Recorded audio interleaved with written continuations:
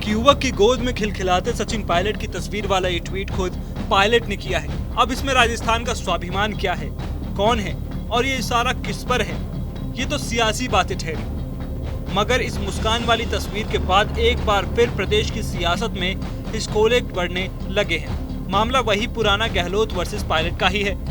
इस पर पायलट ने ना तो मानेसर का रुख किया और ना ही किसी रैली या सभा के संबोधन से निशाना साधा, बल्कि उन्होंने बाकायदा प्रेस कॉन्फ्रेंस करते हुए न केवल वसुंधरा सरकार के घोटालों का जिक्र किया, बल्कि अपनी भी सरकार पर सवालिया निशान उठाते हुए मंगलवार से अनशन पर बैठने का ऐलान कर दिया।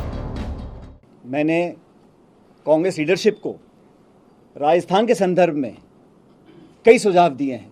मैंने कहा ना आप लोगों को कई बार, उनमें से एक सुझाव ये भी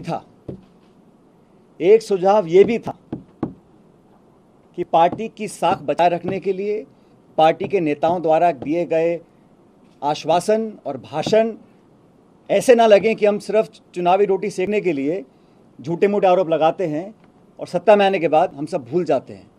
तो ये सुझाव भी मैंने लीडरशिप को दिया था, लेकिन अभी तक इस पर कार्रवाई हुई नहीं है, ये हम सब जानते हैं।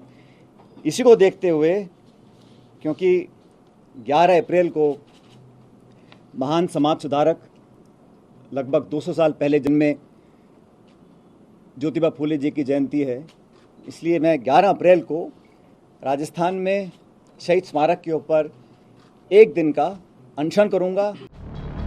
पायलट की इस चुनौती को बगावत पार्ट 2 माना जा रहा है। आपको बता दें, 2020 में सचिन पायलट ने अपने 19 समर्थक विधायकों के साथ बगावत की थी। तब वो प्रदेश कांग्रेस के अध्यक्ष होने के साथ ही सरकार में डिप्टी सीएम थे। पायलट की इस बगावत को सरकार तोड़ने की रणनीति कहते हुए बीजेपी से मिली भगत के आरोप भी लगे थे। महीने भर तक चली जद्दोजहद के बाद आखिरकार आला कमान अपने युवा नेता की मान मनोबल करने में कामयाब रहा। मगर कहा जा सकता है, प्रदेश के नेताओं में उपजी खटपट खत्म नहीं हुई। 2018 में सुलगी गहलोत वर्सेस पायलट के बीच की आंच 2020 में चिंगारी बन गई, जो 2022 में शोला, और अब जब राजस्थान चुनावी दहलीज पर खड़ा है, ऐसे में पायलट का अनशन पर उतरना कहीं कांग्रेस के लिए ज्वालामुखी ना बन जाए।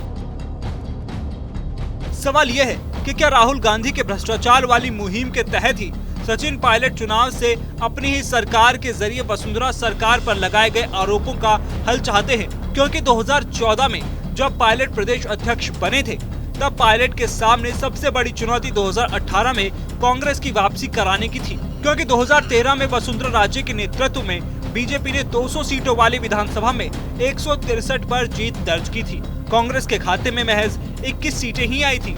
2014 से लेकर 2018 तक सचिन पायलट ने सड़कों पर उतरकर मौजूदा सरकार को घेरने में कोई कौर कसर नहीं छोड़ी।